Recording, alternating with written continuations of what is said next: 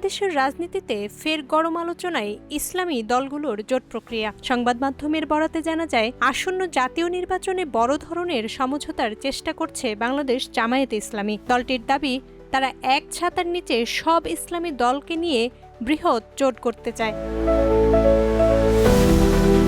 কিন্তু বাস্তবতা, অধিকাংশ ইসলামী দলই প্রকাশ্যে না হলেও স্পষ্ট ইঙ্গিত দিয়েছে জামায়াতের নেতৃত্বে তারা এক হতে রাজি নয়। জমিয়তে উলামায়ে ইসলাম বাংলাদেশ, খেলাফত মজলিস, ইসলামী ঐক্যজোট, এমনকি কওমি মাদ্রাসা ভিত্তিক দলগুলোর নেতারা খোলাখুলি বলছেন, জামায়াতের আদর্শ ও চিন্তাধারার সঙ্গে তাদের আকাশ পাতাল ফারাক।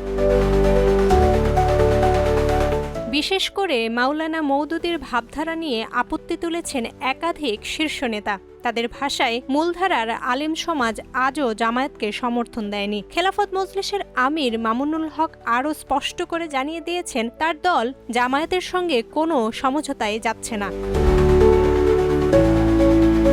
তবে সমীকরণ পুরোপুরি ভিন্ন ইসলামী আন্দোলন বাংলাদেশের ক্ষেত্রে। চরমোনাই পীরের নেতৃত্বাধীন এই দল সাম্প্রতিক সময়ে জামায়াতের প্রতি নরম সুরে কথা বলছে। তাদের বক্তব্য, ঐক্যের জন্য প্রয়োজনে ছাড়ও দেয়া যেতে পারে। রাজনৈতিক বিশ্লেষকদের মতে, নির্বাচনের পালে হাওয়া লাগলেও ইসলামী দলগুলোর মধ্যে বিভাজন এতটাই প্রকট যে শেষ পর্যন্ত একটি বৃহৎ জোট গঠন করা প্রায় অসম্ভব। সবশেষে প্রশ্ন থেকে যাচ্ছে, ইসলামী রাজনীতির ভবিষ্যৎ কি একাধিক ছোট ছোট জোটে বিভক্ত হয়ে যাবে, নাকি ভোটের আগে সত্যিই দেখা যাবে এক বাক্স নীতি? জান্নাতুল মাওয়া, প্রজন্ম 24।